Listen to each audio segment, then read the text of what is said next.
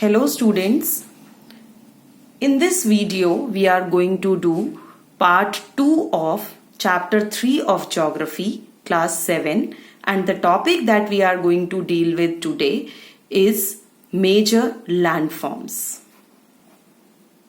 Children, this is page number 15 of your geography book. The landscape is being continuously worn away by two processes, weathering and erosion. Weathering is the breaking up of the rocks on the earth's surface and erosion is the wearing away of the landscape by different agents like water, wind and ice. Now let us try to understand the difference between these two processes, that is weathering and erosion. The main difference lies in where the process takes place. Weathering degrades a rock without changing its location, and erosion on the other hand causes rocks or particles of rock to be carried away from their original locations and deposited somewhere else. Weathering often leads to erosion by causing rocks to break down into smaller pieces which erosive forces can then move away. So we can sum it up as various land features are formed due to the erosional and depositional activities of rivers, sea waves, wind, glaciers, etc. Examples of erosional and depositional features are valleys, waterfalls, floodplains, meanders, oxbow lakes, sea arcs, stacks, cliffs, moraines, mushroom rocks, beaches, etc. Erosional features. The landscape is continuously worn away by two processes, that is weathering and erosion. We have learnt this in the earlier part of the video. Erosion is the wearing away of the landscape by different agents like water, wind and ice, and weathering is the breaking up of the rocks on the earth's surface at the place of their origin. And depositional features, it is basically the accumulation of debris in the low-lying areas, the eroded material which is formed due to the activity of wind, water and ice is carried away or transported by water, wind, etc. and eventually deposited. Examples of the depositional features include beaches, moraines, sand dunes, etc.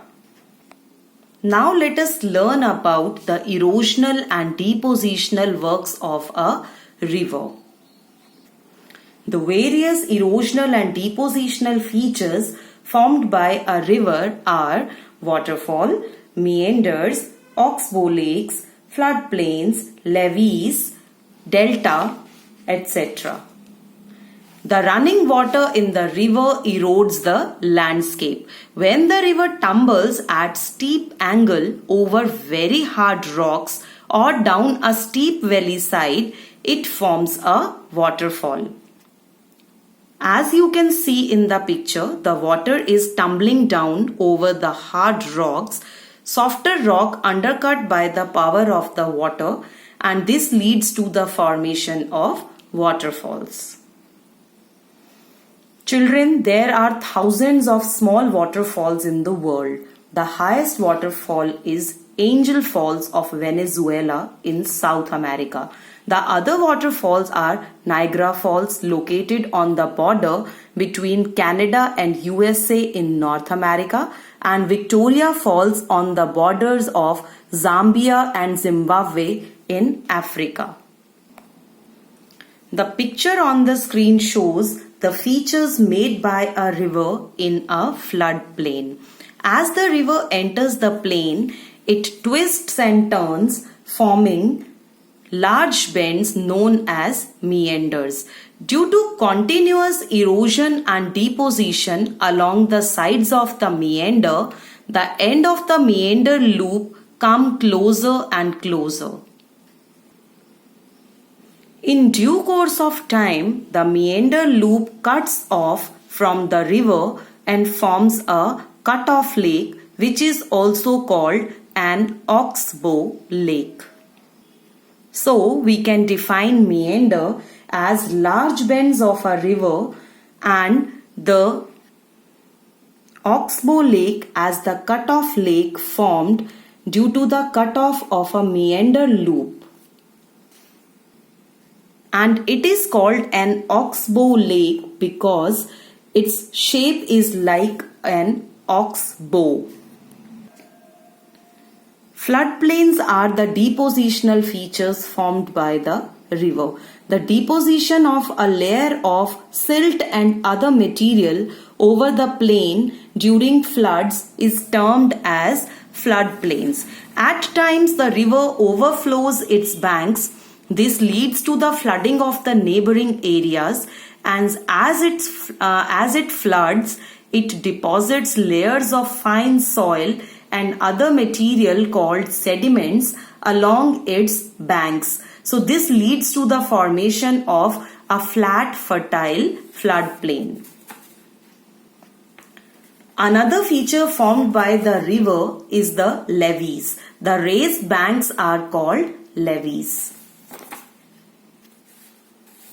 As the river approaches the sea, the speed of the flowing water decreases and the river begins to break up into a number of streams called distributaries. You can see in the picture, figure 3.6, it is the figure of a delta. The main river is getting divided into distributaries. The river becomes so slow that it begins to deposit its load. As it becomes very heavy and it becomes difficult for the river to carry the load further. So each distributary forms its own mouth and the collection of sediments from all the mouths forms a delta.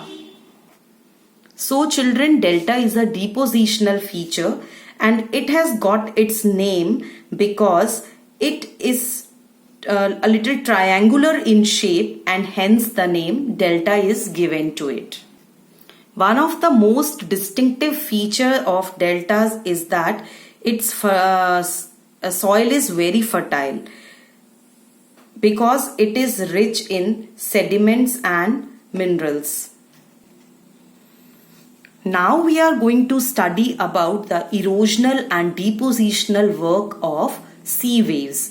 The erosion and deposition of sea waves gives rise to coastal landforms.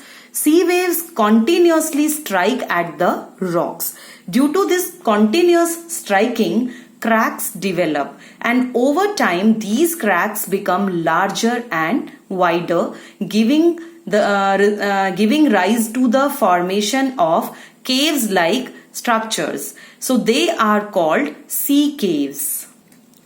So we can define sea caves as hollow-like caves at the coasts formed by the erosional work of sea waves. You can see in the picture the sea caves are labeled. As these cavities become bigger and bigger, only the roof of the caves remain, thus forming sea arcs. Children, look at the picture. The second labeled word is sea arcs. So the roof and arms of the sea caves form arcs. Further erosion of the sea arcs breaks the roof and only walls are left. These wall-like features are called stacks. You can see in the picture, the third labeled feature is a stack. The steep rocky coast rising almost vertically above sea water is called sea cliff. The sea waves deposit sediments along the shores forming beaches. Children, on the screen you can see the picture of a beach. Now we are going to study about the depositional and erosional work of ice. Glaciers are the rivers of ice which too erode the landscape by bulldozing soil and stones to expose the solid rock below. Glaciers carve out deep hollows. As the ice melts, they get filled up with water and become beautiful lakes in the mountains. The material carried by the glaciers, such as rocks, big and small, sand and silt, get deposited, and these deposits form glacial moraines.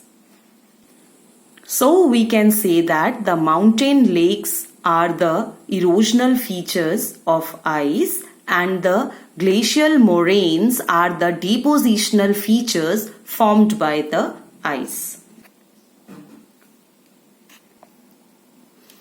In the earlier part of the video, we learned that wind acts as an active agent of erosion and depositional. And this erosional and depositional activity of the wind can be very easily observed in the deserts. In deserts, you can see rocks in the shape of a mushroom, commonly called mushroom rocks. So now let us try to understand why these rocks are given the name mushroom rocks. Winds erode the lower section of the rock more than the upper part. So the rocks with wide head and narrow lower portion formed due to the erosional work of wind is called mushroom rock. Another feature formed by the wind is sand dunes. When the wind blows, it lifts and transports sand from one place to another. When it stops blowing, the sand falls and gets deposited in low hill-like structures. These are called sand dunes. Jaisalmer in Rajasthan is famous for its sand dunes, and the sand dunes there are called Sam sand dunes. These are 30 to 60 meter tall, genuine sand dunes located on the outskirts of the city at about 40 kilometer distance from Jaisalmer, and it has been given the name Sam sand dunes because of its location in a village named Sam. Another feature formed by the wind in the deserts is loess. When the grains of sand are very fine and light, the wind can carry it over very long distances. When such sand is deposited in large areas, it is called loess. Large deposits of loess is found in China. Children, on the screen you can see the picture of a mushroom rock. This is the picture of sand dunes, and this is the picture of loess.